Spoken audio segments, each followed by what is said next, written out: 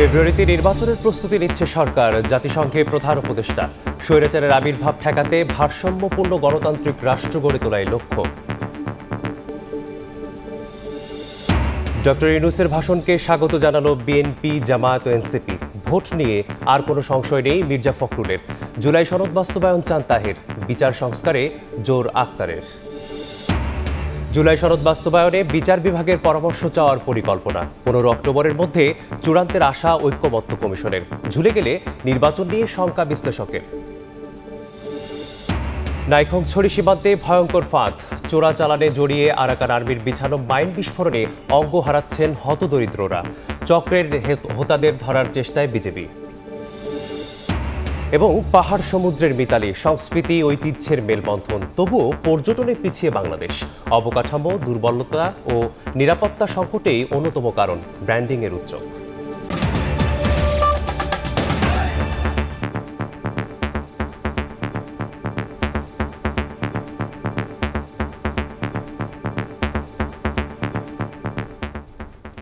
ভোরের সময় সঙ্গে আছি আমি মিসবাহুল আলিফ।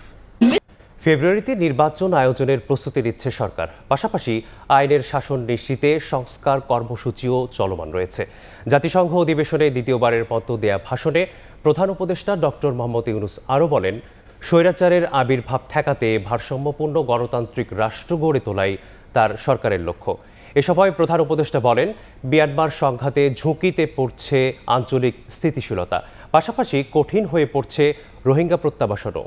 জাতিসংঘ সদর দপ্তর থেকে হাসানুজ্জামান সাকির রিপোর্টে থাকছে বিস্তারিত। Yunus, chief adviser of the interim government of the people's republic of Bangladesh. BNP, Jamaat ও এনসিপির সফরসঙ্গী রাজনীতিবিদদের নিয়ে জাতিসংঘ সাধারণ পরিষদের অধিবেশনে প্রবেশ করেন প্রধান উপদেষ্টা ডক্টর মোহাম্মদ ইউনূস। স্থানীয় সময় বেলা 11টা 25 পোডিয়ামে আসেন অন্তর্বর্তী সরকারের প্রধান। এবার নিয়ে দ্বিতীয়বারের মতো জাতিসংঘে ভাষণ দিলেন ডক্টর ইউনূস। দর্শনের প্রায় 40 মিনিটের ভাষণের শুরুতেই গণ অভ্যুত্থান সংগঠিত একটি দেশের রূপান্তরের আকাঙ্ক্ষার গল্প তুলে ধরেন ডক্টর ইউনূস। প্রধান উপদেষ্টা জানান, ফেব্রুয়ারিতে জাতীয় সংসদ নির্বাচন আয়োজনে প্রস্তুতি নিচ্ছে সরকার। আগামী বছরের ফেব্রুয়ারি মাসে আমরা জাতীয় নির্বাচন অনুষ্ঠানের প্রস্তুতি নিচ্ছি। পাশাপাশি স্বচ্ছতা ও জবাবদিহিতা, আইনের শাসন নিশ্চিত করবার জন্য আমাদের নিরবচ্ছিন্নভাবে নাগরিক বান্ধব সংস্কার চালিয়ে যাচ্ছে। ডক্টর ইউনূস বলেন, ভারসাম্যপূর্ণ গণতান্ত্রিক রাষ্ট্র কাঠামো গড়ে তোলাই অন্তর্বর্তী সরকারের লক্ষ্য, যেখানে আর কোনো স্বৈরশাসকের আবির্ভাব হবে না। ভেঙে পড়া রাষ্ট্র কাঠামোকে পুনর্গঠন করে জনগণের আকাঙ্ক্ষা পূরণের জন্য প্রয়োজন ছিল ব্যাপক প্রাতিষ্ঠানিক সংস্কারের। আমাদের লক্ষ্য ছিল ক্ষমতার ভারসাম্যপূর্ণ একটি গণতান্ত্রিক রাষ্ট্র কাঠামো গড়ে তোলা, যেখানে আর কোনো স্বৈরশাসকের আবির্ভাব হবে না। উন্নয়নশীল দেশগুলোর পাচার হওয়া অর্থ কোনোভাবেই যেন উন্নত বিশ্বে যেতে না পারে, এজন্য কার্যকর ভূমিকা গ্রহণ করতে বিশ্ব নেতাদের প্রতি আহ্বান জানান তিনি। যেসব দেশ ও প্রতিষ্ঠান এই পাচারকৃত সম্পদ গচ্ছিত রাখবার সুযোগ দিচ্ছে, তাদের আমি আহ্বান জানাচ্ছি তারা যেন এই অপরাধের সঙ্গে শরিক না হয়। আমি উন্নয়নশীল দেশ হতে সম্পদ পাচার রোধে কঠোর আন্তর্জাতিক বিধিবিধান প্রণয়ন এবং এর প্রয়োগ নিশ্চিতের প্রস্তাব করছি। রোহিঙ্গা সংকট কোনোভাবেই বাংলাদেশ মিয়ানমারের দ্বিপাক্ষিক সমস্যা নয় উল্লেখ করে টেকসই সমাধানে আন্তর্জাতিক সম্প্রদায়কে এগিয়ে আসার আহ্বান জানান প্রধান উপদেষ্টা। মায়ানমারে চলমান সংঘাত সমগ্র অঞ্চলের জন্য গভীর উদ্বেগজনক পরিস্থিতির সৃষ্টি করেছে। এটি যে শুধু আঞ্চলিক স্থিতিশীলতাকে ঝুঁকিতে ফেলছে তা নয়, বরং বাংলাদেশে আশ্রয়প্রাপ্ত বলপূর্বক বাস্তুচ্যুত রোহিঙ্গাদের তাদের মাতৃভূমি মায়ানমারে প্রত্যাবাসনকেও কঠিন করে তুলেছে। স্বাধীন ফিলিস্তিন রাষ্ট্র প্রতিষ্ঠার মাধ্যমে দ্বিরাষ্ট্রভিত্তিক সমাধান বাস্তবায়নের উপর তাগিদ দেন সরকার প্রধান। পূর্ব জেরুজালেমকে রাজধানী করে একটি স্বাধীন ফিলিস্তিন রাষ্ট্র গঠনের মাধ্যমে এই সমস্যার দ্বিরাষ্ট্রীয় ভিত্তিক সমাধান এখনই বাস্তবায়ন করতে হবে। ডক্টর ইউনূস উল্লেখ করেন, একবিংশ শতাব্দীতে কোন সমাজেই ঘৃণা, অসহিষ্ণুতা, বর্ণবাদ, বিদেশিদের প্রতি বিদ্বেষ বা ইসলাম বিদ্বেষের কোনো স্থান নেই। আগামী ফেব্রুয়ারিতে বাংলাদেশে জাতীয় সংসদ নির্বাচন হবে জানিয়েছেন প্রধান উপদেষ্টা ডক্টর মোহাম্মদ ইউনূস। তবে তিনি চলমান সংস্কার কর্মসূচির উপরও বেশ জোর দিয়েছেন তার ভাষণে। ডক্টর মোহাম্মদ ইউনূস আশাবাদ ব্যক্ত করেছেন, গণতান্ত্রিক ব্যবস্থায় রাজনৈতিক দলগুলো চলমান সংস্কার ছাড়াও জুলাই সনদ বাস্তবায়ন করবে। হাসানুজ্জামান সাকি, সময় সংবাদ, জাতিসংঘ সদর দপ্তর, নিউ ইয়র্ক। জাতিসংঘে প্রধান উপদেষ্টার ভাষণকে স্বাগত জানিয়েছে বিএনপি, জামায়াত ও এনসিপি। বিএনপি মহাসচিব মির্জা ফখরুল ইসলাম আলমগীর বলেন, ফেব্রুয়ারিতে নির্বাচন নিয়ে আর কোনো সংশয় নেই, তবে ভোটের আগে জুলাই সনদের বাস্তবায়ন এবং বিচার সংস্কার ও বিচারের দৃশ্যমান অগ্রগতি দেখতে চান জামায়াতের নায়েবে আমির সৈয়দ আবদুল্লাহ মোহাম্মদ তাহের ও এনসিপির সদস্য সচিব আক্তার হোসেন। নিউ ইয়র্ক থেকে হাসানুজ্জামান সাকির আরও একটি report. By His Excellency Muhammad Yunus, অন্তর্বর্তী সরকার প্রধান হিসেবে টানা দ্বিতীয়বার জাতিসংঘ সাধারণ পরিষদে ভাষণ দিলেন ডক্টর মোহাম্মদ ইউনুস। বিশ্ব মঞ্চে দাঁড়িয়েও জানালেন ফেব্রুয়ারিতেই নির্বাচন। আগামী বছরের ফেব্রুয়ারি মাসে আমরা জাতীয় নির্বাচন অনুষ্ঠানের প্রস্তুতি নিচ্ছি। জাতিসংঘ সাধারণ পরিষদে প্রধান উপদেষ্টার পাশেই ছিলেন বিএনপি, জামায়াত ও এনসিপির 6 নেতা। নির্বাচন ইস্যুতে সরকার প্রধানের বক্তব্যের প্রতিক্রিয়ায় বিএনপি মহাসচিব বলেন, ভোট নিয়ে আর কোনো সংশয় নেই তাদের। যথেষ্ট জোরালো ছিল এবং গত কিছুদিন ধরে যে কথাগুলো বলে আসছে এই ব্যাপারে আমাদের অন্তত কোনো সংশয় নেই। আমরা যারা রাজনৈতিক দলগুলো আছি আমাদের কোনো রকমের সংশয় নেই। উই আর কনভিন্সড যে আপনার 26-এর আপনার ফেব্রুয়ারিতে নির্বাচন হবে। জামায়াতে ইসলামীর নায়েবে আমির বলেন, ফেব্রুয়ারিতে নির্বাচনের বিষয়ে তার দলও একমত, তবে এর আগে জুলাই সনদ বাস্তবায়ন করতে হবে। আমরা নির্বাচন ফেব্রুয়ারিতে করার জন্য প্রস্তুতি নিচ্ছি উইথ আওয়ার হাম্বল এফার্টস, আমাদের যেটা আছে। কিন্তু আমরা এটা বলেছি যে নির্বাচন ফেব্রুয়ারিতে করার ব্যাপারে তো কোনো আপত্তি নেই, কিন্তু তার আগে কিছু বিষয় আছে গুরুত্বপূর্ণ যেগুলোকে সলভ করা দরকার। যেমন জুলাই চার্টার যেটা, তো জুলাই চার্টার তো আমরা একমত হয়েছি কয়েক মাস ধরে কাজ করে, কিন্তু এটা যদি বাস্তবায়ন না হয় তাহলে একমত হওয়ার তো আর এখানে কোনো বেনিফিট নেই। প্রায় অভিন্ন অবস্থান এনসিপিরও। ফেব্রুয়ারিতে যে নির্বাচনের সময়সীমার কথা বলা হয়েছে সেটাকে আমরা ইতিবাচক হিসেবেই দেখি, যদি না তার আগে সংস্কারের যে কার্যক্রমগুলো আছে, বিচারকে দৃশ্যমান করার যে উদ্যোগগুলো সরকার গ্রহণ করার প্রতি, সেগুলোকে পরিপূর্ণভাবে সমাপ্ত করা হয়, তাহলেই এটাকে আরো গোছানোভাবে নির্বাচনের দিকে যাওয়া সম্ভব হবে। এদিকে ডক্টর ইউনুসের ভাষণের সময় জাতিসংঘের সামনে তার সমর্থনে সমাবেশ করে যুক্তরাষ্ট্র বিএনপি নেতাকর্মীরা। জাতিসংঘ সাধারণ পরিষদের অধিবেশনে প্রধান উপদেষ্টা ডক্টর মোহাম্মদ ইউনুসের ভাষণ নিয়ে বেশ সন্তুষ্ট তার সফর সঙ্গী বিভিন্ন দলের রাজনৈতিক নেতারা। তারা বলছেন, ডক্টর ইউনুস ঐক্যবদ্ধ বাংলাদেশের একটি বার্তা দিয়েছেন বিশ্ব দরবারে। হাসানুজ্জামান সাকি, সময় সংবাদ, নিউ ইয়র্ক, যুক্তরাষ্ট্র। জাতীয় নির্বাচনে কোনো দলকে জিতিয়ে দেওয়ার নীল নকশা হলে জনগণ তা ছেড়ে দেবে না বলে হুঁশিয়ারি দিয়েছে বিএনপি। ৭১-এর পরাজিত শক্তি পতিত সরকারের সাথে আঁতাত করে ভোট আয়োজনে বাধা সৃষ্টি করছে বলে অভিযোগ নেতাদের। রাজধানীতে আলাদা অনুষ্ঠানে এসব কথা বলেন বিএনপির 2 কেন্দ্রীয় নেতা। শুক্রবার রাজধানীর মিরপুরে বিএনপির চেয়ারপারসন বেগম খালেদা জিয়ার সুস্থতা ও চেয়ারপারসনের উপদেষ্টা কাজী আসাদুজ্জামান আসাদের মৃত্যুবার্ষিকীর অনুষ্ঠানে যোগ দেন বিএনপির 2 কেন্দ্রীয় নেতা। বিএনপির বিরুদ্ধে ষড়যন্ত্র চলছে মন্তব্য করে ঐক্যবদ্ধ থেকে তা প্রতিহত করার আহ্বান জানান দলটির স্থায়ী কমিটির সদস্য বেগম সেলিমা রহমান। বিভিন্ন মিথ্যা প্রচারণের মাধ্যমে আজকে বিএনপিকে হেয় করার চেষ্টা করা হচ্ছে। আমাদের যে তরুণ সমাজ, যুব সমাজ, ছাত্র সমাজ, তারা লড়াই করবে। দলটির সিনিয়র যুগ্ম মহাসচিব রুহুল কবির রিজভী হুঁশিয়ারি দিয়ে বলেন, জাতীয় সংসদ নির্বাচনে একটি দলকে জিতিয়ে দেওয়ার নীল নকশা হলে জনগণ তা ছেড়ে দেবে না। শেখ হাসিনার পথ অনুসরণ করে কাউকে জিতিয়ে দেওয়ার যদি কোনো নীল নকশা থাকে তাহলে এই জাতির জন্য দুর্ভাগ্যজনক, তবে জনগণ ছেড়ে দেবে না। এদিকে বিকেলে রাজধানীর লালবাগে পূজা মণ্ডপ কমিটির সাথে মতবিনিময় সভায় যোগ দেন স্থায়ী কমিটির আরেক সদস্য গয়েশ্বর চন্দ্র রায়। তার অভিযোগ, যারা বাংলাদেশ সৃষ্টিতে বাধা দিয়েছিল তারাই পতিত আওয়ামী লীগ সরকারের সাথে আঁতাত করে জাতীয় নির্বাচনে বাধা সৃষ্টি করছে। যারা বাংলাদেশের সৃষ্টিতে বাধা দিচ্ছে তারা আগামী নির্বাচনটা যাতে না হয় তা ভুল করেছে, আর তার সাথে ফ্যাসিবাদীরা গোপনে আঘাত করে। অন্তর্বর্তী সরকার একটি দলকে সুযোগ সুবিধা দিচ্ছে বলেও অভিযোগ করেন গয়েশ্বর চন্দ্র রায়। স্বপন আহমেদ, সময় সংবাদ, ঢাকা। পিয়ার সহ 5 দাবিতে জেলা ও উপজেলায় বিক্ষোভ সমাবেশ করছে জামায়াতে ইসলামী। পিয়ার না হলে ফ্যাসিবাদ পুনরুত্থানের শঙ্কা দলটির। খুলনায় ছাত্র যুব সমাবেশ থেকে কেন্দ্রীয় নেতারা হুঁশিয়ারি দেন, নতুন বাংলাদেশে কোনো নির্দিষ্ট দলের আধিপত্য মেনে নেবে না জনগণ। জুলাই সনদের আইনি ভিত্তি, আগামী জাতীয় নির্বাচনে পিআর পদ্ধতি নিশ্চিত সহ 5 দফা দাবিতে সারা দেশের জেলা উপজেলায় বাংলাদেশ জামায়াতে ইসলামীর বিক্ষোভ মিছিল ও সমাবেশ। শুক্রবার সকালে কিশোরগঞ্জ, ঝিনাইদহ, পটুয়াখালী সহ বিভিন্ন এলাকায় কর্মসূচি পালন করে সংগঠনটির নেতারা। দাবি করেন ফ্যাসিবাদী নির্বাচনী ব্যবস্থা বিলুপ্ত করতে পিআর পদ্ধতিতে নির্বাচন এবং লেভেল প্লেইং ফিল্ড নিশ্চিতের বিকল্প নেই। এদিন নির্ধারিত সময়ের আগেই খুলনার ডুমুরিয়া স্বাধীনতা চত্বরে নেতাকর্মীদের ভিড়। বাংলাদেশ জামায়াত ইসলামী খুলনা জেলা শাখার আয়োজনে সকাল ৯টায় শুরু হয় ছাত্র ও যুব সমাবেশ।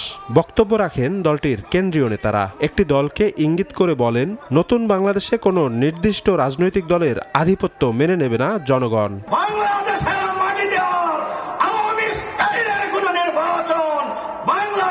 মানুষ করতে দেবে না ইনশাআল্লাহ। বাংলাদেশের মানুষ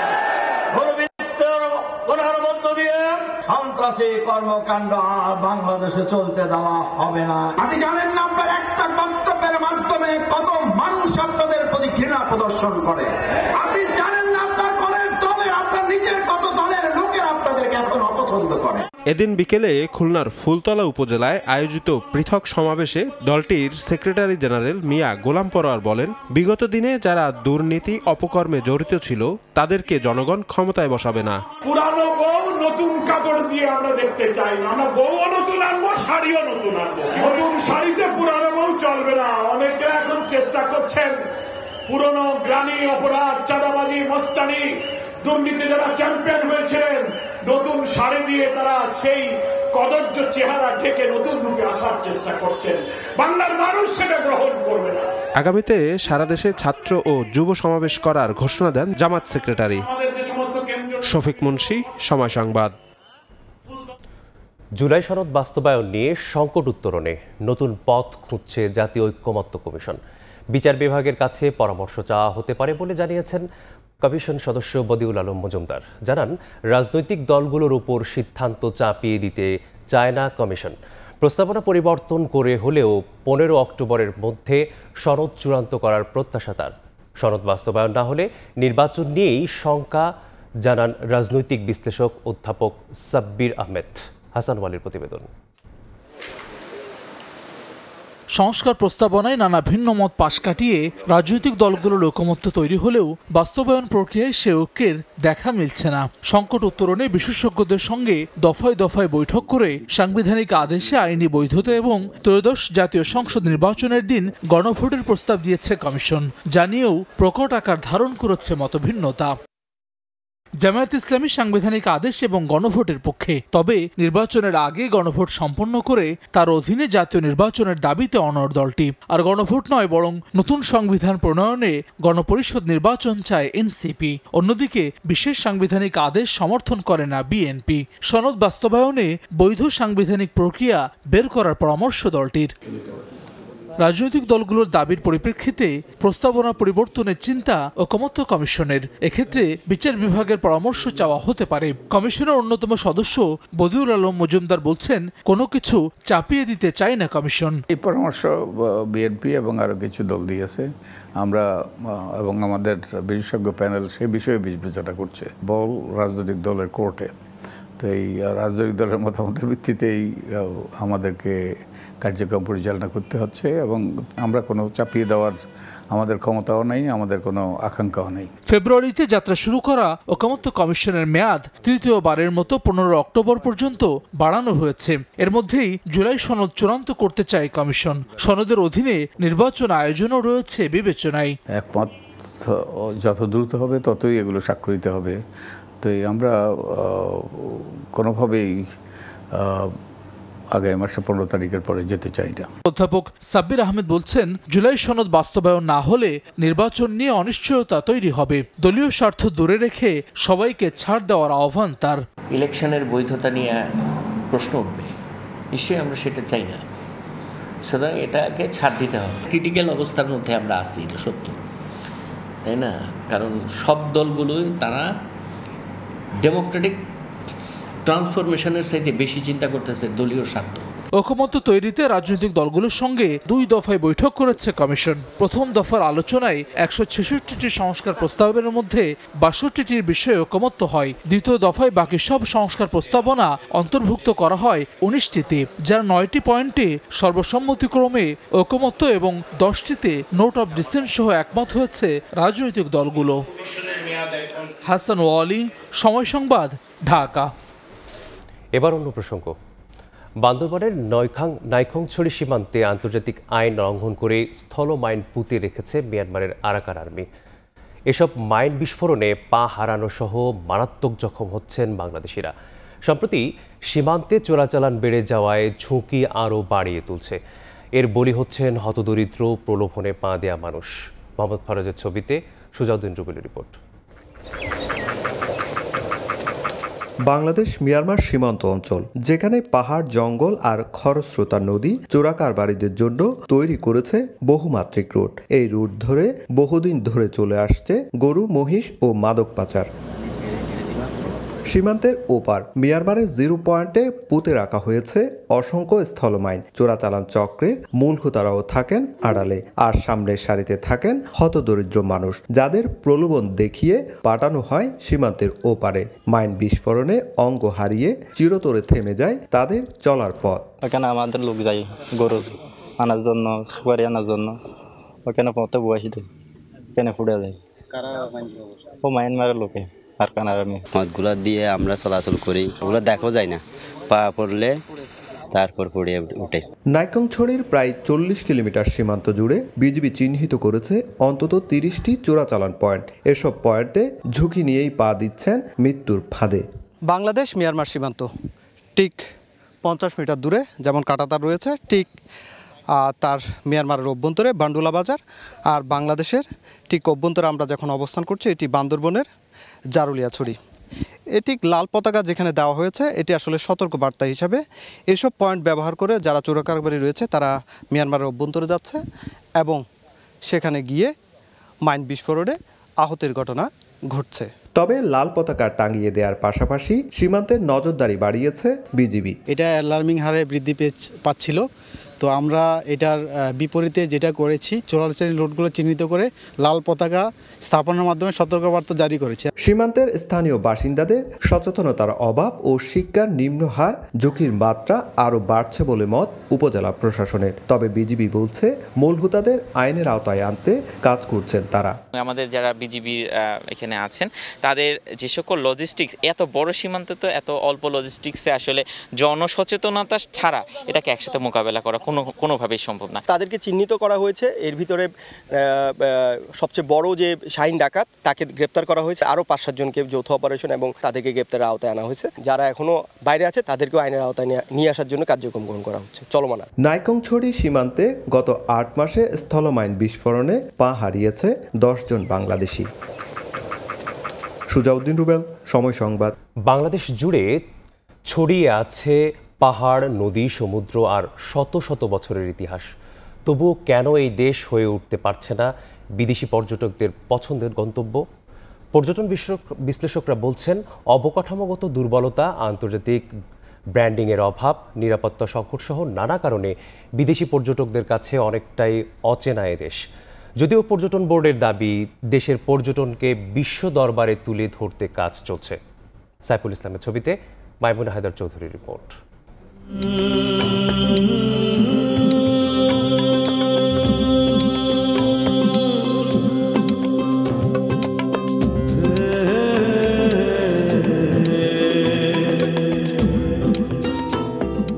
কখনো সাগরের উত্তাল ঢেউ, কখনো পাহাড়ের চূড়ায় দাঁড়িয়ে মুক্ত বাতাসে শ্বাস নেয়া, আবার কখনো গহীন অরণ্যে জীবনের গল্প খুঁজে নেয়া।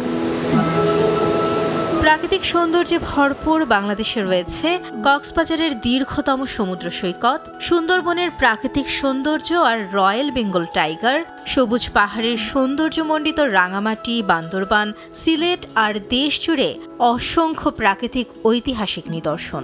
তবুও বিশ্ব পর্যটন খাতে এখনো পিছিয়ে বাংলাদেশ। জাতিসংঘের বিশ্ব পর্যটন সংস্থার তথ্য অনুযায়ী প্রতি বছর পার্শ্ববর্তী দেশ ভারতে 1 কোটির ওপরে পর্যটক আসলেও বাংলাদেশের সংখ্যা 5 লাখের নিচে। গত বছরের এক জরিপ অনুযায়ী যা দক্ষিণ এশিয়ার দেশগুলোর মধ্যে সর্বনিম্ন। এদিকে এশীয় উন্নয়ন ব্যাংকের সাম্প্রতিক প্রতিবেদনে দেখা যায় দেশে গত 1 বছরে বিদেশি পর্যটক থেকে আয় কমেছে $1.30 কোটি। বিশ্বজুড়ে যখন পর্যটন খাত এগিয়ে চলেছে সমৃদ্ধির দিকে, তখন বাংলাদেশের এমন করুণ অবস্থার কারণ হিসেবে ভিসা জটিলতা, আন্তর্জাতিক প্রচারণার অভাব, পর্যাপ্ত অবকাঠামোর ঘাটতি, নিরাপত্তা নিয়ে শঙ্কা, এমনকি দেশের রাজনৈতিক অবস্থাকেও দায়ী করছেন বিশ্লেষকরা। কোন দেশ থেকে সবচেয়ে বেশি আসছে, কোন দেশ থেকে কম আসছে, বেশি আসলে কেন আসছে, কম আসলে কেন আসছে, সেই জায়গাগুলো আমার রিসার্চ দিয়ে বের করে তারপরে হচ্ছে আমি ওই ওরিয়েন্টেড ডিসিশন যদি মেক করতে পারি, তখন হচ্ছে আমার সলিউশনে আমি পৌঁছাতে পারবো। বা অ্যাডভান্সড ওয়ার্ল্ডগুলা এই ওয়েতেই আসলে সলিউশনগুলা মেক করে থাকে। ইনবাউন্ড ট্যুরিজম করতে গেলে আপনার অনেক অনেক ফ্যাক্টর এখানে জড়িত, এবং কান্ট্রি ইমেজও আসলে অনেক বড় একটা ফ্যাক্ট। যদিও দেশের পর্যটন খাতকে এগিয়ে নিতে প্রচারণা চালাচ্ছে বলে দাবি বাংলাদেশ পর্যটন বোর্ডের, যার অংশ হিসেবে তৎপর করা হচ্ছে বিদেশি মিশনগুলোকেও। সোশ্যাল মিডিয়া যেগুলো আমরা ব্যবহার করি সেগুলোতে আমাদের পর্যটন স্পট সম্পর্কে প্রচুর এবং এখানে সম্ভাবনা সম্পর্কে প্রচুর প্রচারণা করা হয়। আর পর্যটন কর্পোরেশন জানায়, বিদেশি পর্যটকদের আকৃষ্ট করতে প্রয়োজন দেশের যোগাযোগ সহ যাবতীয় সেবা কার্যক্রমকে সহজ করা, যার লক্ষ্যে প্রণয়ন হচ্ছে পর্যটন নীতিমালা 2025। আমাদের কানেক্টিভিটি, আমাদের সার্ভিস কোয়ালিটি, এই বিষয়গুলোর উপর গুরুত্ব দেওয়া প্রয়োজন। কক্সবাজার ইন্টারন্যাশনাল এয়ারপোর্ট চালু হতে যাচ্ছে, সেটি অবশ্যই বিদেশি পর্যটকদের আকৃষ্ট করবে। নিরাপত্তার বিষয়ের জন্য আমাদের কিন্তু ট্যুরিস্ট পুলিশ কাজ করছে, ভিসা জটিলতার বিষয়ে আমাদের পররাষ্ট্র মন্ত্রণালয় কাজ করছে।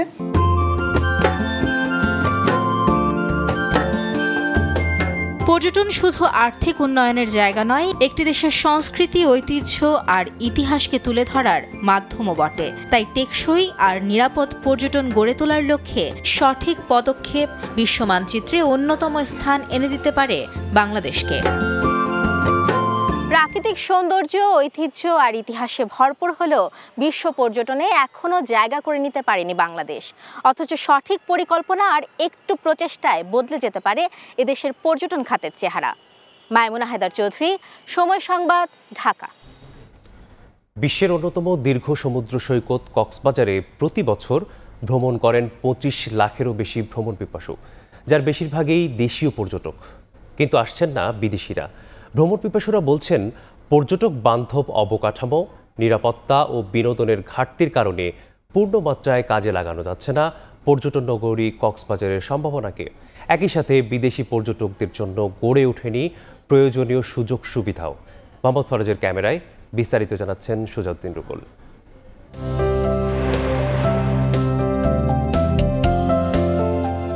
বিশ্বের অন্যতম দীর্ঘ সমুদ্র সৈকত কক্সবাজার, সুনীল জলরাশি আর বালুকা বেলায় সোনালী সূর্যের ঝলকানি, চারপাশে শুধু প্রকৃতির উচ্ছ্বাস। প্রবালদ্বীপ সেন্ট মার্টিনে বর্ণিল মাছ আর নীল জলের খেলাঘর, পাহাড়ি সবুজের বুকে গড়ে উঠেছে রোমাঞ্চপ্রিয় পর্যটকদের স্বপ্নের গন্তব্য। 80 কিলোমিটার দীর্ঘ মেরিন ড্রাইভে ছুটে চলে গাড়ি, ঢেউয়ের সঙ্গে খেলা করে ডিঙি নৌকা, বালুচরে ছুটে লাল কাঁকড়ার দল, যেন প্রকৃতি নিজ হাতে এঁকে দিয়েছে আলপনা। তবু প্রশ্ন থেকে যায়, সব সৌন্দর্যের মাঝেও পিছিয়ে কেন কক্সবাজারের পর্যটন শিল্প? আমি হকারকে যেতে বললাম, বিক্রি আসলো, বিক্রি যেতে বললাম, ফটোগ্রাফার আসলো। 20,000 টাকার বিনিময়ে আমি কি পাইছি? শুধু খালি সমুদ্র আর হোটেলটা। পরিবেশটা নষ্ট হয়ে গেছে, যেমন এই সুগন্ধা বিচে রাতে আসাই যায় না। বাংলাদেশের পর্যটন খাতে সবচেয়ে জনপ্রিয় গন্তব্য কক্সবাজার। প্রতি বছর লাখো দেশি পর্যটক সেখানে ভ্রমণে যান, তবে বিদেশি পর্যটকের সংখ্যা হাতে গোনা, যার কোনো পরিসংখ্যানও নেই। দেশে বিদেশে ভ্রমণ করা পর্যটকরা বলছেন, শুধু উন্নত মানের থাকা খাওয়া আর সমুদ্র থাকাটাই জরুরি নয়, দরকার পর্যটক বান্ধব অবকাঠামো, নিরাপত্তা ও বিনোদনের পর্যাপ্ত ব্যবস্থা। দেশ বিদেশের অনেক পর্যটকই আসে, সবার সুবিধার্থে এক্সট্রা বিনোদনের ব্যবস্থা করা উচিত। বিদেশে যখন আমরা যাই বিভিন্ন সুযোগ সুবিধা দেয়, যে কারণে দেখা যাচ্ছে যে ওদের সারা বছরই ট্যুরিস্ট ইয়েতে থাকে। এমন পরিস্থিতি নিয়ে হতাশ পর্যটন সংশ্লিষ্টরাও। তারা বলছেন, সরকারের পক্ষ থেকে নেই সুসংগঠিত কোনো উদ্যোগ, আন্তর্জাতিক পর্যটকদের আকর্ষণের প্রচারণাও। সব জন্য একটা পরিকল্পনার মধ্যে যদি যখনই আসবে তখনই এটা সুফল পাবে। আমাদের এই বিশাল সম্পদ থাকার পরে পরিকল্পনার অভাবে এবং যথাযথ কর্তৃপক্ষের নজরদারির অভাবে আমরা কিন্তু অনেকভাবে পিছিয়ে পড়ছি। পর্যটন শুধু বিনোদন নয়, এটা হতে পারে অর্থনীতির বড় চালিকা শক্তি। অথচ প্রয়োজনীয় নীতিমালা, অবকাঠামো ও আন্তর্জাতিকীকরণের অভাবে সম্ভাবনার দ্বার থেকেও ফিরে যাচ্ছে কক্সবাজার। সুজাউদ্দিন রুবেল, সময় সংবাদ, কক্সবাজার। সম্ভাবনাময় খুলনা অঞ্চলের পর্যটন শিল্পে রয়েছে নানা সীমাবদ্ধতা। বিশ্ব ঐতিহ্য সুন্দরবন, ৬০ গম্বুজ মসজিদের পাশাপাশি এ অঞ্চলে রয়েছে অসংখ্য পুরাকীর্তি ও দৃষ্টিনন্দন নানা স্থাপনা।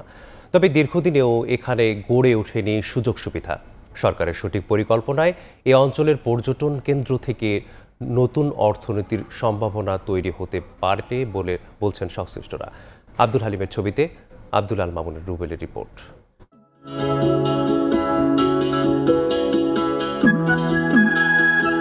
নতুন নতুন জায়গা দেখতে খুবই ভালো লাগে।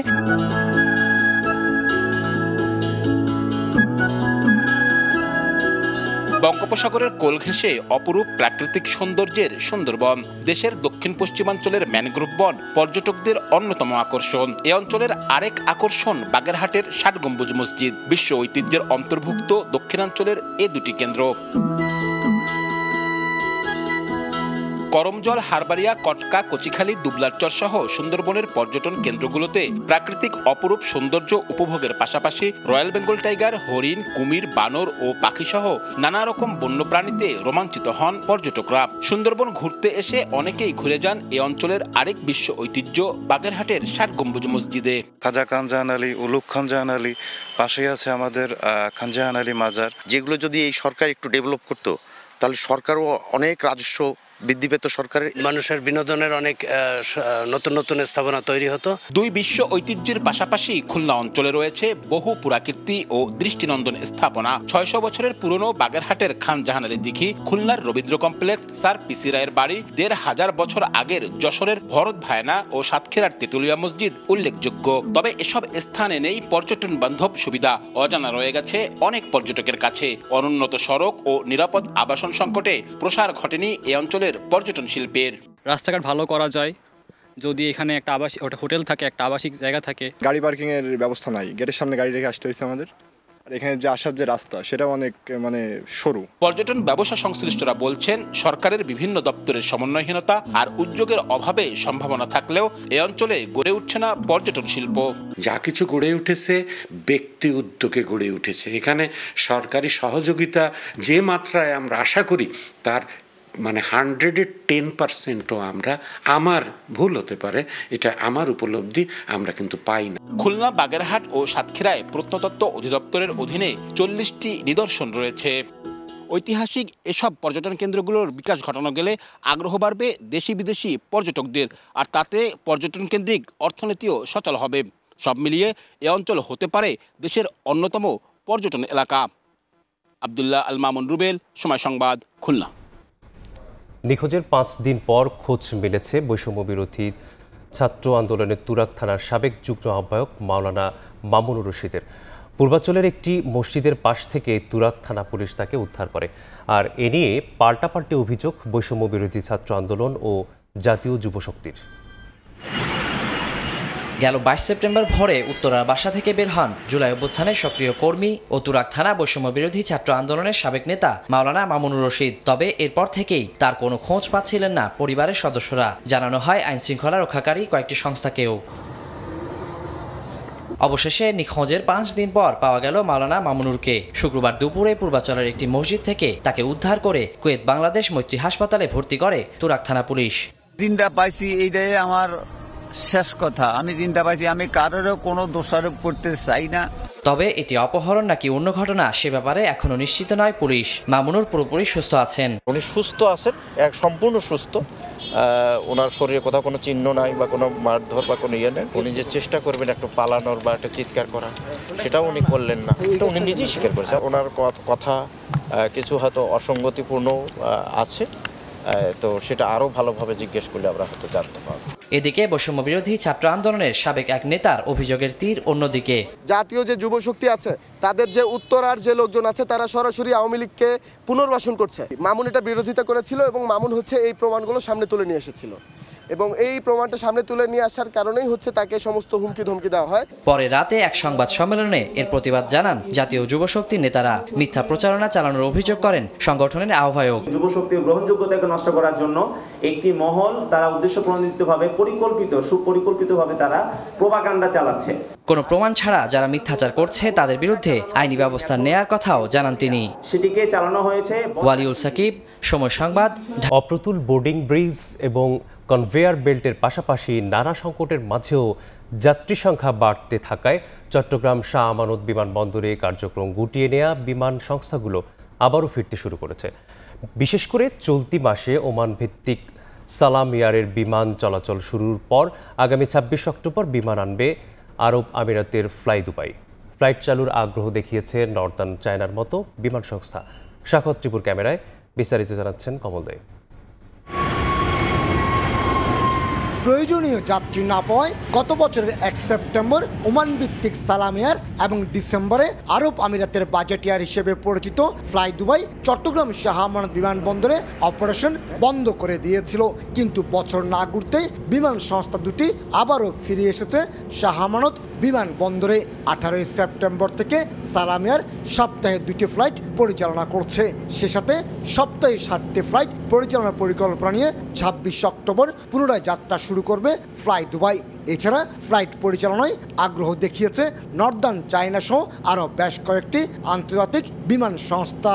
সালাম এয়ার একটা ফ্লাইট অপারেট করতো, তারা এক্সট্রা একটা ফ্লাইট অপারেট করছে। ফ্লাই দুবাই ২৫ সালের ২৬ অক্টোবর থেকে আবারই তারা ফ্লাইট চালু করছে। অন্য কিছু লো কস্ট এয়ারলাইন্স মধ্যপ্রাচ্য ভিত্তিক এবং আমাদের ইস্ট সাইড চায়না ভিত্তিক আমাদের সঙ্গে আলাপ আলোচনা হচ্ছে, তারা হয়তো অচিরে শুরু করবে। নানামুখী সংকট সত্ত্বেও চলতি বছরের জুন পর্যন্ত ৪,৬১০টি আন্তর্জাতিক ফ্লাইটে ৩,৯২,০০০ এবং ৬,৬৯০টি অভ্যন্তরীণ ফ্লাইটে ৩,২৩,০০০ যাত্রী পরিবহন করে চট্টগ্রাম শাহ আমানত বিমানবন্দর। অভ্যন্তরীণ থেকে আন্তর্জাতিক রূপ পেয়েছে অন্তত ২৫ বছর আগে। সেই অনুযায়ী বাড়েনি যাত্রী সেবার মান। তারপরও চট্টগ্রাম শাহ আমানত বিমানবন্দরে বিমান ওঠানামার পাশাপাশি যাত্রী পরিবহনে রেকর্ড হচ্ছে প্রতি বছর। এবছরও তার ব্যতিক্রম হয়নি। নানা সংকটের মাঝেও যেমন যাত্রী পরিবহন বেড়েছে, তেমনি বেড়েছে বিমান ওঠানামা। চট্টগ্রাম শাহ আমানত বিমানবন্দরে বছরে ১৫ থেকে ১৭ লাখ যাত্রী পরিবহন হলো। বোর্ডিং ব্রিজ এবং লাগেজ কনভেয়ার বেল্ট রয়েছে মাত্র ২টি করে, তাও আবার চাহিদার তুলনায় একেবারে নগণ্য। তারপরও আগে থেকে চলে আসা অনিয়ম দূরীকরণের পাশাপাশি যাত্রী সেবা নিশ্চিত করায় শাহ আমানত বিমানবন্দর নিয়ে আগ্রহ বাড়ছে সাধারণ যাত্রীদের। প্রথমবারের মতো একজন নির্বাহী ম্যাজিস্ট্রেটকে নিয়োগ দেওয়া হয়েছিল এবং সে এয়ারপোর্টের জন্য অনেক বড় একটা স্ট্রেংথ। যে সমস্ত এজেন্সিগুলো আছে এয়ারপোর্টের সাথে তাদেরকে কাজে লাগিয়ে এয়ারপোর্টের শৃঙ্খলা ফিরিয়ে আনা হয়েছে। যাত্রী সেবার মানকে যতটুকু সম্ভব বৃদ্ধি করা হয়েছে। তবে প্রতিবেশী দেশগুলোর বিমানবন্দরের বিপরীতে চট্টগ্রাম শাহ আমানত বিমানবন্দরে গ্রাউন্ড চার্জ তুলনামূলক বেশি হয়। বিদেশি এয়ারলাইন্সগুলো আগ্রহ হারাচ্ছে বলে অভিযোগ বিমানবন্দর ব্যবহারকারীদের। এক্ষেত্রে গ্রাউন্ড চার্জ কমানো হলে আরও বেশ কয়েকটি বিমান সংস্থা ফ্লাইট পরিচালনার সিদ্ধান্ত নিয়ে রেখেছে বলে দাবি তাদের। ওমান এয়ার এটা রিভাইভ করবে, তারপরে স্পাইসজেট রিভাইভ করবে, সালাম এয়ার ফ্লাইট বাড়াচ্ছে, ফ্লাই দুবাই ব্যাক করতেছে, নতুন আরও ফ্লাইট আনার সম্ভাবনা রয়েছে। তো এই ক্ষেত্রে আমাদের সামর্থ্য বাড়াতে হবে, গ্রাউন্ড হ্যান্ডেলিং চার্জ কমাতে হবে, কনভেয়ার বেল্ট বাড়াতে হবে, বোর্ডিং ব্রিজ বাড়াতে হবে। চট্টগ্রাম থেকে মূলত মধ্যপ্রাচ্যের দেশ সৌদি আরবের জেদ্দা, মদিনা, আরব আমিরাতের আবুধাবি, শারজা, দুবাই এবং ওমানের মাস্কাটে সরাসরি বিমান চলাচল চালু রয়েছে। কমল দে, সময় সংবাদ, চট্টগ্রাম। ঘিরে বিক্রি বেড়েছে ধর্মীয় অনুষঙ্গের, ভিড় বেড়েছে বিপণী বিতানে। আনন্দ উচ্ছ্বাসের মধ্য দিয়ে কেমন জমে উঠছে উৎসবের অর্থনীতি, অনুপ দত্ত ও শাহনেওয়াজ সোহাগের তোলা ছবিতে তুলে ধরছেন অন্তরা সেন।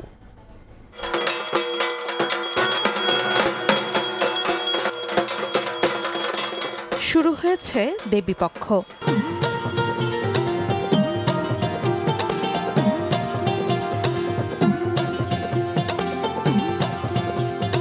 দুর্গাপূজা কেন্দ্র করে ব্যস্ততা বেড়েছে রাজধানীর পুরান ঢাকার শাঁখারী বাজারে। শাখাপলার দোকানে নারীদের ভিড় চোখে পড়ার মতো।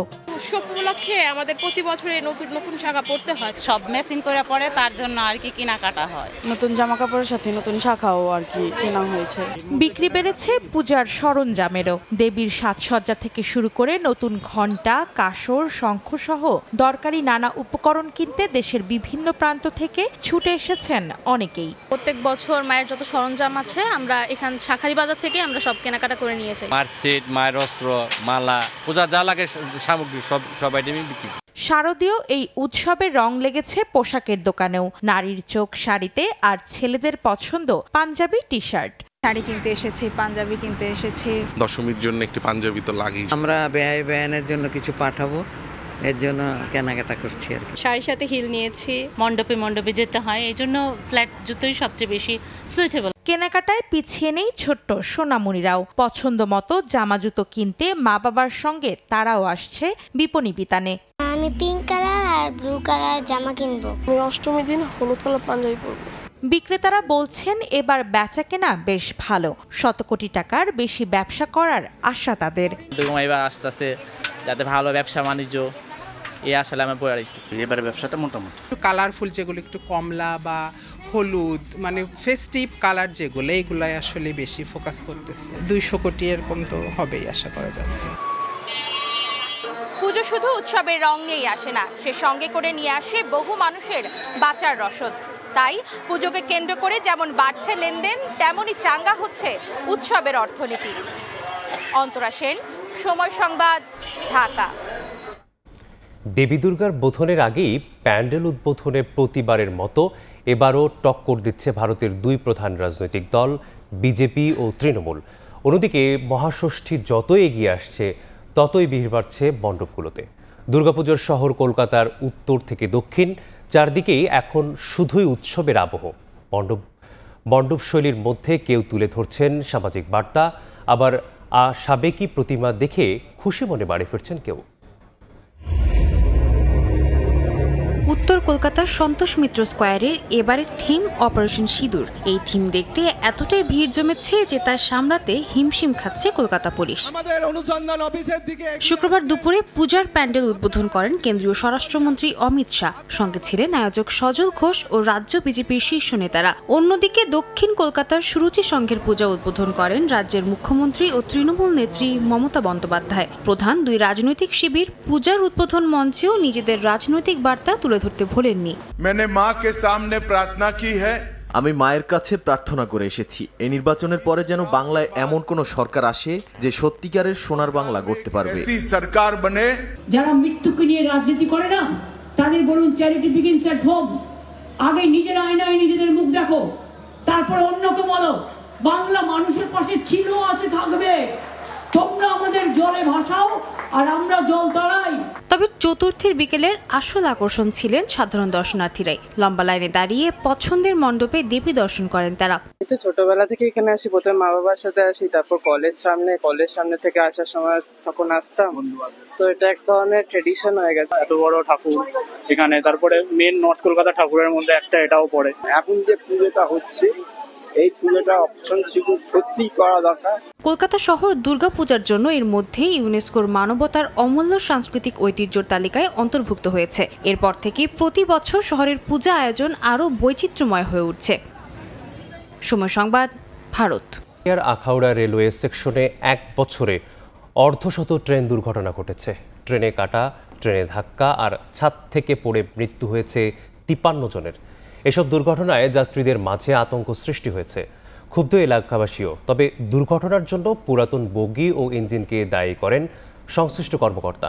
হৃদয় পালের ছবিতে উজ্জ্বল চক্রবর্তী রিপোর্ট। দেশের পূর্বাঞ্চলের ঢাকা চট্টগ্রাম ও ঢাকা সিলেট রেলপথে দৈনিক অন্তত 48টি ট্রেন চলাচল করে, কিন্তু প্রায়ই ব্রাহ্মণবাড়িয়ার আখাউড়া, আশুগঞ্জ, তালশহর, মুকুন্দপুর সহ বিভিন্ন স্থানে ট্রেনের ইঞ্জিন বিকল, পাওয়ার কারে আগুন, চলন্ত ট্রেন থেকে বগি বিচ্ছিন্নের মতো ঘটনা ঘটছে। রয়েছে লাইনচ্যুতির মতো ঘটনাও।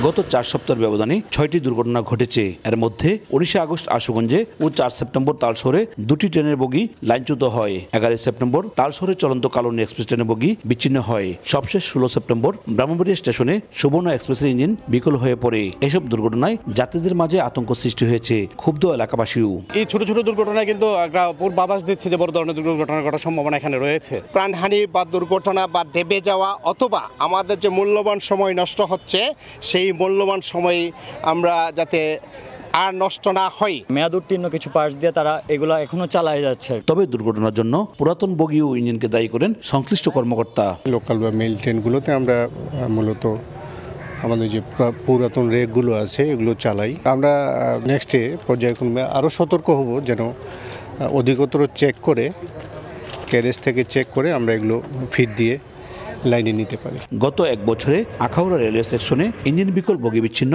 লাইনচ্যুত সহ অন্তত অর্ধশত ঘটনা ঘটেছে। ট্রেনে কাটা, ট্রেনের ধাক্কার ছাদ থেকে পড়ে 53 জনের মৃত্যু হয়েছে। উজ্জ্বল চক্রবর্তী, সময় সংবাদ, ব্রাহ্মণবাড়িয়া। নানা সংকটে জর্জরিত নোয়াখালী জেনারেল হাসপাতাল। রোগী ও স্বজনদের অভিযোগ, চাহিদা মতো মিলছে না ওষুধ। নার্স ও ওয়ার্ড বয়দের কাছ থেকে সেবা পেতে হলে দিতে হয় অতিরিক্ত অর্থ। রয়েছে দালালদের দৌরাত্ম্য, অথচ 7 তলার নতুন ভবন নির্মাণ হলেও নেই কার্যক্রম। কর্তৃপক্ষ বলছে বিদ্যুতের সাবস্টেশন নির্মাণের পরেই নতুন ভবনে কার্যক্রম শুরু হবে। সাইফুল্লাহ কামরুলের পাঠানো তথ্য ও ছবি নিয়ে রিপোর্ট। টিনশেড ভবনের জরাজীর্ণ হাসপাতাল ভবন, ভেতরে উপচে পড়া রোগীর চাপ। নোয়াখালী জেনারেল হাসপাতালে প্রতিদিন জেলার বিভিন্ন এলাকা থেকে রোগী আসেন সরকারি স্বাস্থ্যসেবা নেয়ার জন্য। তবে ভেতরে গাদাগাদি করে থাকতে হয় বলে বেশিরভাগেরই কষ্ট হয়। রোগী ও স্বজনদের অভিযোগ, চাহিদা মতো মিলছে না ওষুধ। নার্স, ওয়ার্ড বয়দের কাছ থেকে সেবা পেতে হলে দিতে হয় অতিরিক্ত অর্থ, যা বেআইনি।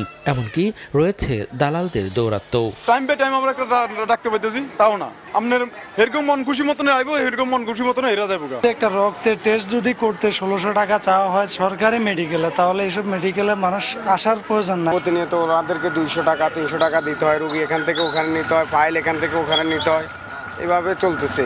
এদিকে পুরাতন ভবনের এমন অবস্থা থাকলেও পাশেই 7 তলা নতুন ভবন নির্মাণ কাজ শেষ হয়েছে, অথচ এখনো শুরু হয়নি কোনো কার্যক্রম। পরিত্যক্ত পড়ে থেকে নষ্ট হচ্ছে অবকাঠামো, এতে ক্ষুব্ধ সবাই।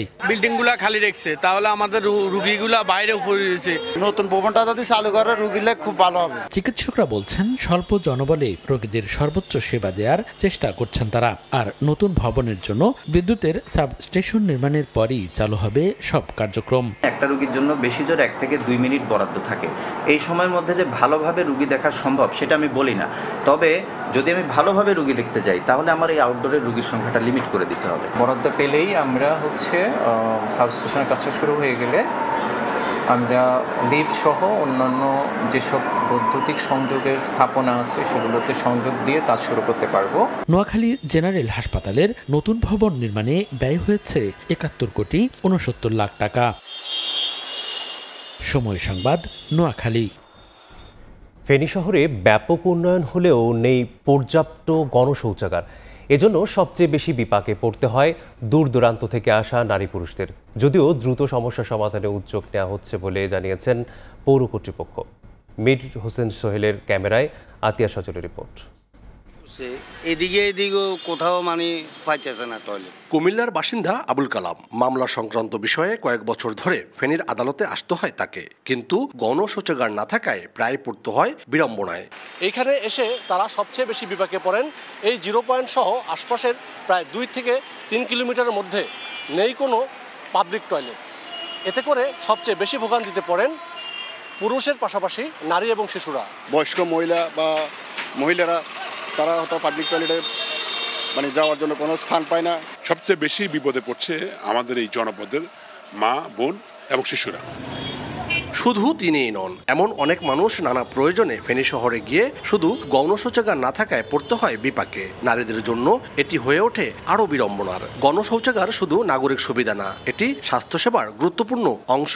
মার্কেটে আসলে যে আমাদের বাচ্চারা ওদেরকে টয়লেটে নিয়ে যাওয়া যায় না, বাসায় চলে যেতে হয়। বাথরুমে যাবো, পোশাক করবো, কত জায়গা নাই। দোকানে খুলি কাস্টমার আসতেছে না, এ গন্ধ জ্বালায়। একটা পাবলিক টয়লেট দরকার। অবশ্য দ্রুত একাধিক পাবলিক টয়লেট স্থাপনের পরিকল্পনা রয়েছে জানায় পৌর কর্তৃপক্ষ। পায়খানা ব্যাগ হওয়ার পরে শুধুমাত্র পাবলিক টয়লেটের অপ্রতুলতার কারণে সেটা যদি না সারে, এটার উপর কিন্তু শারীরিক অনেক সমস্যা দেখা দিতে পারে। আমাদের ফেনী পৌরসভার তত্ত্বাবধানে এখন 7টি গণশৌচাগার আছে, এগুলি সংস্কার করা হচ্ছে এবং অনেকগুলি গণশৌচাগার তৈরি করা হবে। ফেনী শহরে গণশৌচাগার রয়েছে 8টি, এর মধ্যে 5টি ব্যবহারের পুরোপুরি অনুপযোগী হওয়ায় বন্ধ রয়েছে, আর 3টির অবস্থা বেহাল। আতিয়া সজল, সময় সংবাদ, ফেনী। দীর্ঘদিন সংস্কার না হওয়ায় বেহাল লক্ষ্মীপুর পৌর বাস টার্মিনাল জুড়ে সৃষ্টি হয়েছে ছোট বড় গর্ত। সামান্য বৃষ্টিতেই সৃষ্টি হয় জলাবদ্ধতা, এতে দুর্ভোগে যাত্রী ও পরিবহন সংশ্লিষ্টরা। তবে টার্মিনালটি আধুনিকায়ন করতে প্রকল্প নেয়ার কথা জানান পৌর প্রশাসক। মাজহারুল আনোয়ার টিপুর রিপোর্ট। খানাখন্দে জমে আছে বৃষ্টির পানি, চারদিকে কাদা। দীর্ঘদিন ধরে সংস্কার করা হয়নি লক্ষ্মীপুর বাস টার্মিনাল। বেহাল দশার কারণে যাত্রীরা টার্মিনালে ঢুকতে চান না। পরিবহন সংশ্লিষ্টরা বলছেন বাস রাখার মতো উপযুক্ত জায়গা নেই। যারা নিয়মিত যানবাহন রাখছেন তারাও ক্ষতিগ্রস্ত হচ্ছেন। যে বেহাল অবস্থা, এই বেহাল অবস্থার কারণে যাত্রী অনেক ভোগান্তি। কাদামাটি হাঁটতে পারি না, টার্মিনালে ঢোকা যায় না, কাউন্টার আসা যায় না, আমরা রাস্তা থেকেই গাড়িতে ওঠা লাগে। টার্মিনালের গর্তের কারণে গাড়িগুলো প্লেসমেন্ট করা, গাড়িগুলো রাখা অনেক অসুবিধা, এবং এমনকি অবস্থা এমন গর্তের সৃষ্টি হয়েছে গাড়িগুলোর অন্য সময় ইঞ্জিন পর্যন্ত নষ্ট হয়ে যাওয়ার দুরবস্থা হয়ে থাকে। মানুষেরও কোমর ভাঙে, গাড়িরও মাজা ভাঙে, একদম বেহাল অবস্থা। বাম্পার বেড়ে যায়, গাড়ির ওই যে পাতি সিট ভেঙে যায়, এরপরে পুরো টার্মিনাল নাই কোনো নিরাপত্তার ব্যবস্থা। আমরা ভুক্তভোগী, যাত্রীরা ভুক্তভোগী, কোম্পানির ভুক্তভোগী। পৌর প্রশাসক বলছেন পর্যাপ্ত বরাদ্দ না থাকায় সংস্কার করা সম্ভব হচ্ছে না। তবে এরই মধ্যে টার্মিনালটি আধুনিকায়ন করতে প্রকল্প নেয়ার কথাও জানান তিনি। মেরামতের পাশাপাশি বা সংস্কারের পাশাপাশি একটি প্রজেক্টে প্রস্তাব পাঠিয়েছি এটি অন্তর্ভুক্ত করার জন্য, যেটির মাধ্যমে পৌর বাস টার্মিনাল আধুনিক বাস টার্মিনালে রূপান্তরিত হবে। 1996 সালে লক্ষ্মীপুর শহরের বিসিক শিল্পনগরী সংলগ্ন এলাকায় 1.5 একর ভূমির উপর নির্মাণ করা হয় পৌর বাস টার্মিনাল। মাজহারুল আনোয়ার টিপু, সময় সংবাদ, লক্ষ্মীপুর। দেখছেন ভোরের সময়। সঙ্গে সবুজ বিনিয়োগে পরিবেশের সুরক্ষায় গুরুত্বপূর্ণ ভূমিকা রাখছে বাংলাদেশের তৈরি পোশাক শিল্প, এমন মন্তব্য করেছেন সুইজারল্যান্ডের রাষ্ট্রদূত। কর্মক্ষেত্র নিরাপদ হয়েছে উল্লেখ করে এবার রপ্তানি বাজার বাড়াতে ব্র্যান্ডিং বাংলাদেশে গুরুত্বপূর্ণ দেয়ায় তাগিদ দিচ্ছেন উদ্যোক্তারা। বিশ্বের সবচেয়ে ভালো মানের পরিবেশ বান্ধব 10টি তৈরি পোশাক কারখানার মধ্যে 9টিই রয়েছে বাংলাদেশে। মার্কিন লিড সনদের হিসাবে সর্বোচ্চ সংখ্যক 263 সবুজ কারখানা রয়েছে এদেশেই। এমনই একটি রপ্তানিমুখী তৈরি পোশাক কারখানা আশুলিয়ার 4A ইয়ার্ন ড্রাইং। টিম গ্রুপের এই কারখানাটিতে কাজ করেন 7,500 শ্রমিক। প্রত্যেকেই সন্তুষ্ট কর্মপরিবেশ ও বেতন ভাতা সহ আনুষঙ্গিক সুযোগ সুবিধায়। স্যালারি 1 তারিখেই দিয়ে দেয় মালিকে। মাতৃত্বকালীন ছুটিটাও আমরা পাই। বাচ্চা একটু বড় থাকলে এখানে আমাদের অফিসে রাখার সুযোগ আছে। আমাদের মূল কাজই হচ্ছে ওয়ার্কারদের বিভিন্ন সুযোগ সুবিধা এনশিওর করা। বৃহস্পতিবার এই কারখানাটি পরিদর্শনে আসেন সুইজারল্যান্ডের রাষ্ট্রদূত। ঘুরে দেখেন পোশাক তৈরির বিভিন্ন ধাপ, জানান সবুজ শিল্পায়নে রেকর্ড গড়ে এগিয়ে চলেছে Bangladesh. The economy of Bangladesh. I was very pleased to visit this morning the factory here for two reasons. First of all, it's a very modern factory. I was impressed by what I saw.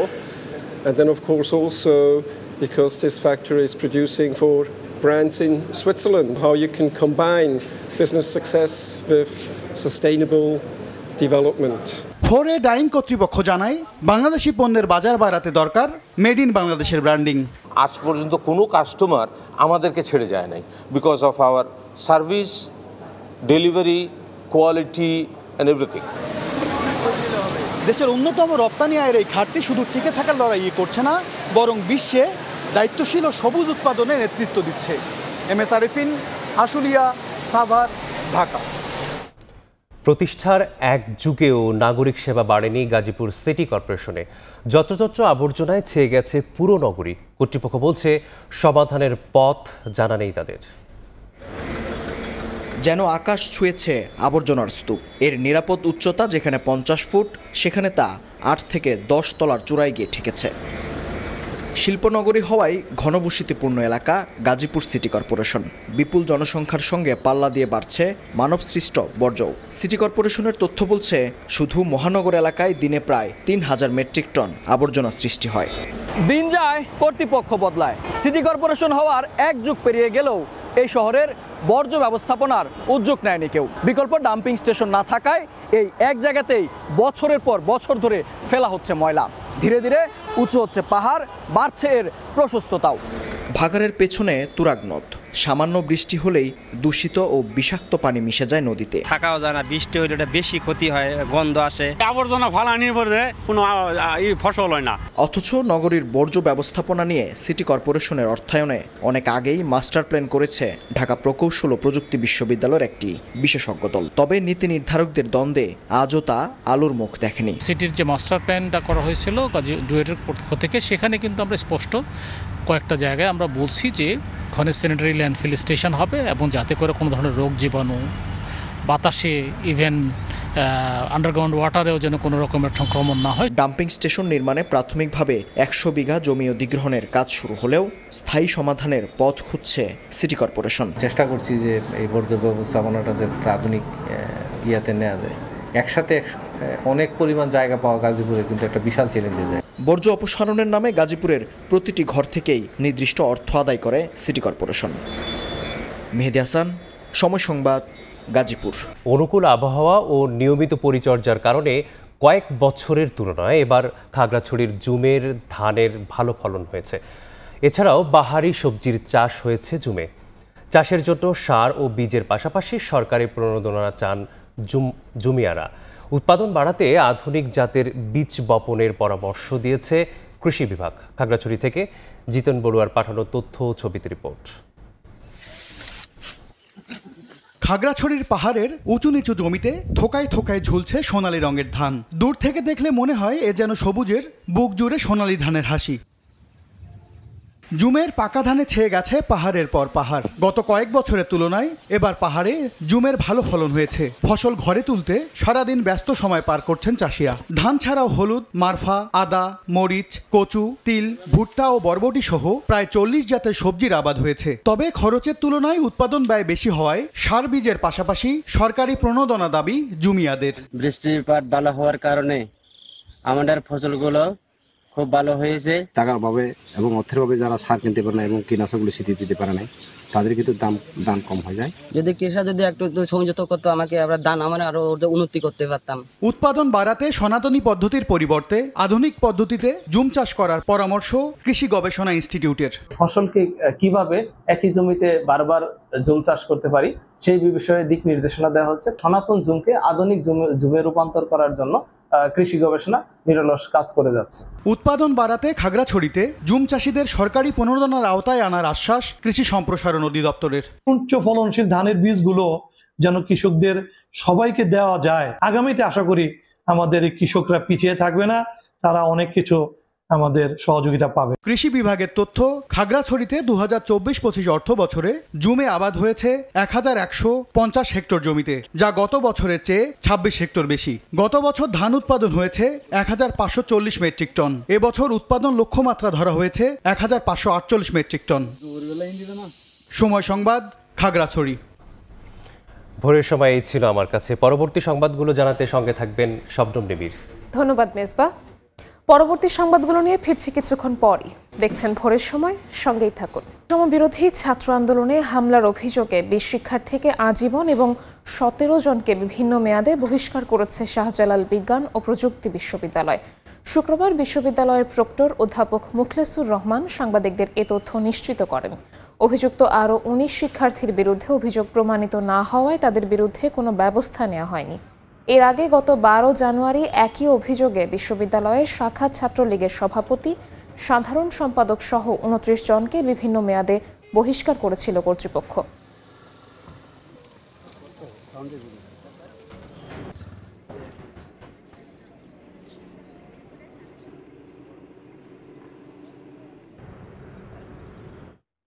Inani সৈকতে গোসলে নেমে গুপ্তখালে পড়ে যান 5 পর্যটক। তাদের উদ্ধার করেছে জেলে ও beach কর্মীরা। উত্তাল সাগরে গোসলে নামা পর্যটকদের গুপ্ত খালের বিষয়ে সচেতন করা হলেও অনেকেই নির্দেশনা অমান্য করে সমুদ্রে নামেন। শুক্রবার সকালে সৈকতের উত্তর অংশে গোসলে নামেন কয়েক যুবক। এক পর্যায়ে তারা গুপ্ত খালে ডুবতে শুরু করেন। বিষয়টি দেখতে পেয়ে দ্রুত সেখানে পৌঁছে পর্যটকদের উদ্ধার করেন জেলে ও বিচ কর্মীরা।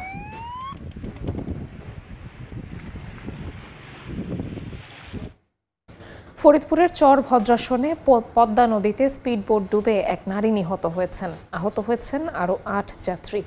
শুক্রবার বিকাল 5:30টার দিকে গোপালপুর ঘাট থেকে মৈনট ঘাটের উদ্দেশ্যে ছাড়ে স্পিডবোটটি। মৈনট ঘাটের কাছে পৌঁছালে প্রচণ্ড ঢেউ ও স্রোতের তোড়ে তলা ফেটে যায়।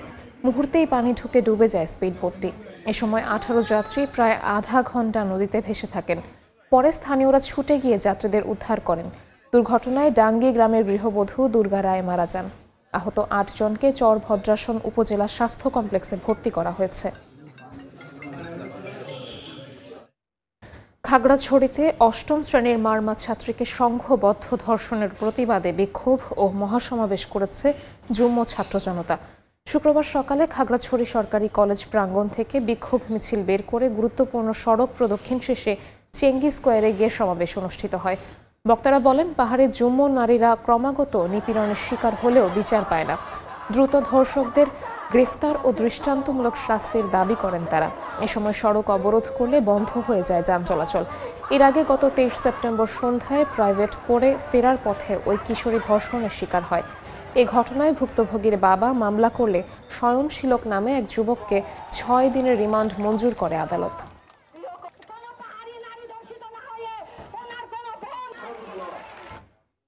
বাগেরহাটে চুরির মামলায় পুলিশের রিমান্ডে থাকা এক ব্যক্তির মৃত্যু হয়েছে। গত 18 সেপ্টেম্বর বৈদ্যুতিক ট্রান্সফরমার ও যন্ত্রাংশ চুরির অভিযোগে 4 জনকে আটক করে পুলিশ হাতে তুলে দেয় স্থানীয়রা। পরে চুরি মামলায় তাদের 1 দিনের রিমান্ড মঞ্জুর করেন আদালত। রিমান্ডে থাকা অবস্থায় মোজাফফর নামে একজন অসুস্থ হয়ে গেলে তাকে হাসপাতালে নেওয়া হয়। শুক্রবার সকালে চিকিৎসাধীন অবস্থায় তার মৃত্যু হয়। ঝালকাঠিতে গৃহবধূকে শ্বাসরোধে হত্যা করে 5.5 লাখ টাকা লুটের অভিযোগ উঠেছে। শুক্রবার ভোরে নলছিটি উপজেলার দপদপিয়া ইউনিয়নের ভরতকাঠি গ্রামে ঘটনা ঘটে। পুলিশ জানায়, পরিবারের সদস্যরা সুখী বেগমকে ডাকাডাকি করে সাড়া না পেয়ে স্বামী মনির হোসেনকে খবর দেন। পরে ঘরে গিয়ে তিনি স্ত্রীর নিথর দেহ দেখতে পান। আত্মীয়রা অভিযোগ করেন, কক্ষের আলমারিতে রাখা 5.5 লাখ টাকা ভেঙে নিয়ে গেছে দুর্বৃত্তরা। পুলিশ ধারণা করছে শ্বাসরোধ করে তাকে হত্যা করা হয়েছে। 31টি বৈদ্যুতিক ট্রান্সফরমার সহ একটি ট্রাক জব্দ করেছে বরিশাল মহানগর পুলিশের বন্দর থানা। পাশাপাশি 2 জনকে আটক করা হয়। পুলিশ জানান, বৃহস্পতিবার দুপুরে গোপন সংবাদের ভিত্তিতে ফেরিঘাটে অবস্থান নেয় তারা। পরে ট্রান্সফরমার বহনকারী ট্রাকটি ভোলার ফেরি পার হয়ে লাহারহাট পৌঁছালে জব্দ করা হয়। এ সময় ট্রান্সফরমারগুলোর কোনো বৈধ কাগজ দেখাতে না পারায় ট্রাকে থাকা সজল ও হাসান নামে 2 জনকে হেফাজতে নেয় পুলিশ। ট্রান্সফরমারগুলো খুলনার ভাঙ্গারি ব্যবসায়ীদের কাছে পৌঁছে দেওয়ার শর্তে ট্রাকটি ভাড়া করার কথা জানায় আটককৃতরা। এটা আমরা গোপন সংবাদের ভিত্তিতে জানতে পারতেছি যে একটা ট্রাকে কিছু সরকারি মালামাল আসতেছে। তারা কোনো সঠিক উত্তর দিতে পারেনি এবং কাগজপত্র দেখাতে পারে নাই।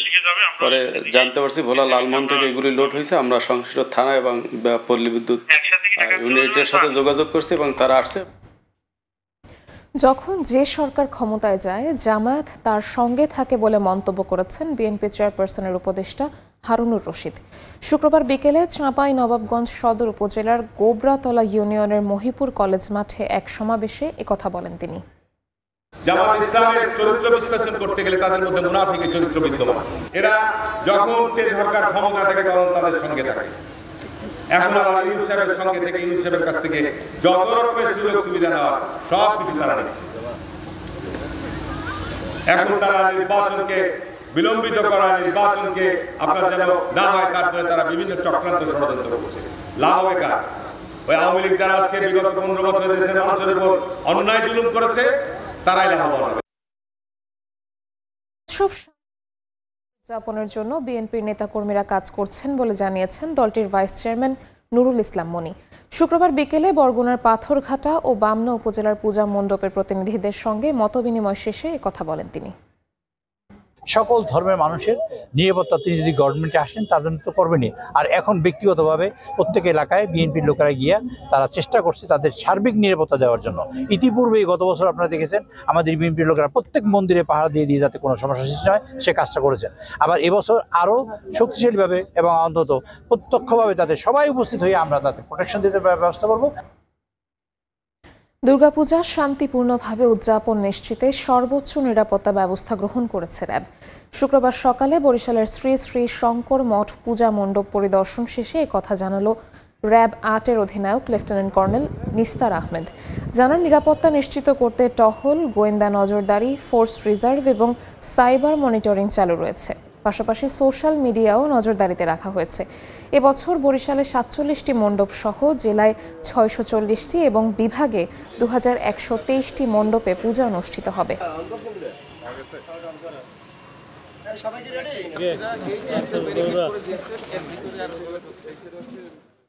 এই ধর্মীয় উৎসব যেন আমরা অত্যন্ত আনন্দের সাথে নিরাপত্তার সাথে সম্পন্ন করতে পারি, এটি আমাদের মূল লক্ষ্য।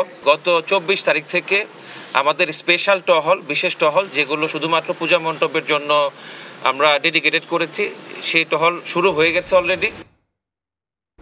জুলাই সনদ বাস্তবায়নে আইন করতে অন্তর্বর্তী সরকারের প্রতি দাবি জানিয়েছেন গণসংহতি আন্দোলনের প্রধান সমন্বয়কারী জুনায়েদ সাকি। শুক্রবার রাতে নারায়ণগঞ্জ শহরের চাষাড়ায় শহীদ মিনারে জেলা ছাত্র ফেডারেশনের ৯ম সম্মেলনের সমাবেশে এ দাবি জানান তিনি। 15 ফেব্রুয়ারির মধ্যে যে নির্বাচনের ঘোষণা অন্তর্বর্তী সরকার দিয়েছেন সেইটা ভণ্ডুল করার কোন ষড়যন্ত্র কোন দিক থেকে আমরা মানব না। আমরা বিচার চাই, আমরা সংস্কার চাই, আমরা নির্বাচন চাই এবং ফেব্রুয়ারির মধ্যে নির্বাচন হতে হবে। জুলাই সনদ বাস্তবায়ন সহ ৫ দফা দাবিতে মাদারীপুরে বিক্ষোভ মিছিল ও সমাবেশ করেছে বাংলাদেশ খেলাফত মজলিস। শুক্রবার বিকেলে রাজৈর উপজেলা পরিষদের সামনে থেকে মোটরসাইকেল নিয়ে বিক্ষোভ মিছিল বের করেন নেতাকর্মীরা। মিছিলটি গুরুত্বপূর্ণ কয়েকটি সড়ক প্রদক্ষিণ করে চৌরাস্তা গিয়ে শেষ হয়। সেখানে সমাবেশ অনুষ্ঠিত হয়। এতে প্রধান অতিথি ছিলেন খেলাফত মজলিসের কেন্দ্রীয় কমিটির নির্বাহী সদস্য মাওলানা আব্দুস সোবহান। সমাবেশে জুলাই আন্দোলনে হতাহতদের ক্ষতিপূরণ প্রদান, সুচিকিৎসার ব্যবস্থা সহ ৫ দফা দাবি জানান বক্তারা।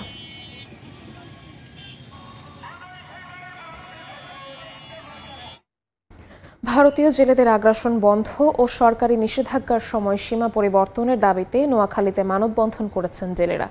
শুক্রবার দুপুরে হাতিয়ার কাজির বাজার ঘাটে এই কর্মসূচি করা হয়।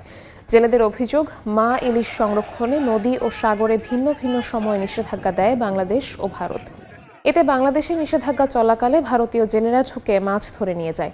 এজন্য সরকারি নিষেধাজ্ঞা সফল হয় না।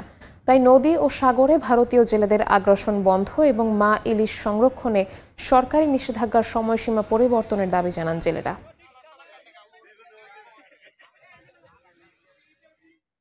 মোংলায় পরিবেশ ও জীববৈচিত্র্য রক্ষার দাবিতে মানববন্ধন করেছেন এলাকাবাসী। শুক্রবার দুপুরে জয়মণি কাটাখালী এলাকায় এ মানববন্ধন হয়।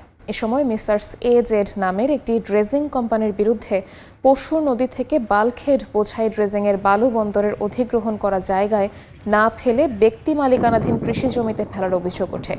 এতে ড্রেজিংয়ে বালু ফেলে ফসলি জমি, চিংড়ি ঘের ও লাখ লাখ টাকার মাছ মেরে ফেলার অভিযোগ করেন ভুক্তভোগীরা। তাই নষ্ট করা কৃষি জমি রক্ষা ও ক্ষতিপূরণের দাবিতে মানববন্ধন করেন এলাকাবাসী। ব্রাহ্মণবাড়িয়া ও পঞ্চগড়ে ফ্রিল্যান্সিং প্রশিক্ষণের ভর্তি পরীক্ষা অনুষ্ঠিত হয়েছে। শুক্রবার সকালে ব্রাহ্মণবাড়িয়া শহরের অন্নদা সরকার উচ্চ বিদ্যালয়ে ভর্তি পরীক্ষায় অংশ নেন ৪৩৯ পরীক্ষার্থী। লিখিত এবং মৌখিক পরীক্ষার মধ্য দিয়ে ৭৫ জনকে বাছাই করে ৩টি ব্যাচে 4টি বিষয় প্রশিক্ষণ দেওয়া হবে। এদিকে পঞ্চগড়েও ৭০৭ জনের অংশগ্রহণে অনুষ্ঠিত হয় ভর্তি পরীক্ষা। শিক্ষিত কর্মপ্রত্যাশী যুবকদের ফ্রিল্যান্সিং প্রশিক্ষণের মাধ্যমে কর্মসংস্থান সৃষ্টির জন্যই এই উদ্যোগ নেওয়া হয়েছে বলে জানায় যুব উন্নয়ন অধিদপ্তর। দেশের বাইরের খবর। জাতিসংঘের অধিবেশনে ইসরায়েলি প্রধানমন্ত্রী বেনিয়ামিন নেতানিয়াহুর বক্তব্য শুরু হতেই প্রতিবাদ জানিয়ে ওয়াকআউট করেন বাংলাদেশ সহ অনেক দেশের প্রতিনিধি। এছাড়া নিউ ইয়র্কের টাইমস স্কোয়ারে বিক্ষোভ করেন হাজারো আন্দোলনকারী। নেতানিয়াহু তার বক্তব্যে ইসরায়েলের সব শত্রুকে দমনের হুঁশিয়ারি দেন এবং ইসরায়েলের প্রতি সমর্থন অব্যাহত রাখায় ট্রাম্পের প্রশংসা করেন। যুক্তরাষ্ট্রে জাতিসংঘের অধিবেশনে ইসরায়েলি প্রধানমন্ত্রী বিনিয়ামিন নেতানিয়াহুর বক্তৃতা শুরু করার আগেই জোরালো পার্শ্ব প্রতিক্রিয়া দেখা যায়। নিউ ইয়র্কের টাইমস স্কয়ারে হাজারো আন্দোলনকারী জেনোসাইড বন্ধ করো স্লোগান দিয়ে সড়ক অবরুদ্ধ করেন। একই সঙ্গে অধিবেশনের হলে বাংলাদেশ সহ প্রায় সব আরব ও মুসলিম দেশ এবং আফ্রিকা ও ইউরোপের কয়েকটি দেশের প্রতিনিধিরা নেতানিয়াহুর বক্তৃতা শুরু করার আগেই সেখান থেকে বেরিয়ে যান। তবে কোনো কিছু তোয়াক্কা না করেই নেতানিয়াহু তার বক্তব্য রাখেন। তার ভাষণে জানান, সিনওয়ার, নাসরাল্লাহ সহ ইরানের শীর্ষ বিজ্ঞানী ও সামরিক নেতারা সবাই চলে গেছে। একে একে ইসরায়েলের সব শত্রুদের দমনের কথা জানান তিনি। এছাড়া মার্কিন প্রেসিডেন্ট ডোনাল্ড ট্রাম্পকে নিয়ে বক্তব্য শুরু করার সাথে সাথেই করতালিতে মুখর হয়ে ওঠে অধিবেশন। নেতানিয়াহুর বক্তব্য ট্রাম্পের প্রশংসায় মুখরিত ছিল এবং তিনি ইসরায়েলের প্রতি যুক্তরাষ্ট্রের সমর্থনের জন্য কৃতজ্ঞতা প্রকাশ করেন। তার এসব বক্তব্যে উচ্ছ্বাসিত হন যুক্তরাষ্ট্রের প্রতিনিধি দলের সদস্যরা। নেতানিয়াহু তার বক্তব্যে জানান, ভাষণটি সরাসরি গাজায় লাউডস্পিকারে সম্প্রচার করা হচ্ছে। বলেন, ইসরায়েলি গোয়েন্দাদের বিশেষ ব্যবস্থায় গাজার মানুষের ফোনে তার বার্তা পৌঁছে দেওয়া হচ্ছে। বন্দীদের উদ্দেশ্যে বলেন, তিনি তাদের ভুলে যাননি। একই সঙ্গে হামাসকে হুঁশিয়ারি দেন, বন্দীদের মুক্তি যুদ্ধ থামাতে পারে, না হলে অভিযান চলবে অনির্দিষ্টকাল। ইয়াসিন মোহাম্মদ জিসান, সময় সংবাদ। নেতানিয়াহু ইচ্ছে করেই যুদ্ধবিরতি ও বন্দি মুক্তির প্রক্রিয়া ভণ্ডুল করছে বলে বিবৃতি দিয়েছে হামাস। সংগঠনটির দাবি, জাতিসংঘ সাধারণ পরিষদের অধিবেশনে নেতানিয়াহুর বক্তব্যের আগেই কূটনীতিকদের উঠে যাওয়া প্রমাণ করে ইসরায়েল বিশ্ব থেকে কতটা বিচ্ছিন্ন হয়ে পড়েছে। এর মধ্যেই মধ্যপ্রাচ্যের সঙ্গে আলোচনায় গাজা বিষয়ে ইতিবাচক অগ্রগতি হয়েছে এবং গাজায় দ্রুত শান্তি প্রতিষ্ঠা হবে বলে মন্তব্য করেছেন মার্কিন প্রেসিডেন্ট ডোনাল্ড ট্রাম্প। যুদ্ধ পরবর্তী গাজার অন্তর্বর্তী সরকারের প্রধান হিসেবে সাবেক ব্রিটিশ প্রধানমন্ত্রী টনি ব্লেয়ারকে দায়িত্ব দেওয়ার বিষয়ে আলোচনা চলছে। এদিকে গাজায় ইসরায়েলি হামলায় শুক্রবার ভোর থেকে নিহত হয়েছেন অন্তত 58 ফিলিস্তিনি। শুক্রবার ভোর থেকে গাজা নগরী ও আশপাশে চালানো ইসরায়েলি হামলায় নিহত হয়েছেন অর্ধশতাধিক ফিলিস্তিনি। খাদ্য সংগ্রহে আসা সাধারণ মানুষ সহ নুসেইরাত শরণার্থী শিবিরে মারা গেছেন অনেকে।